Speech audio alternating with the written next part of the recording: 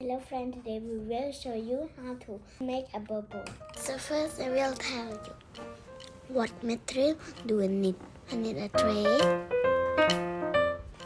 egg beater, sponge, water and dishwashing liquid. First we have to pour water in the bowl.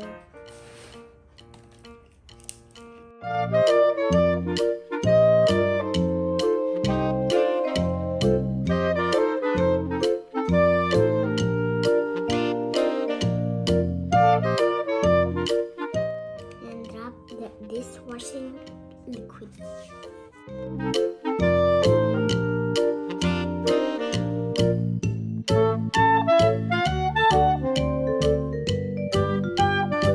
And use the egg beater to mix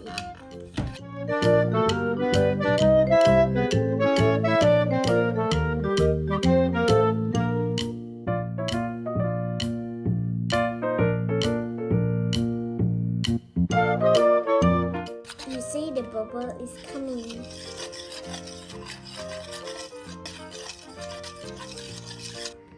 So this is our bubble.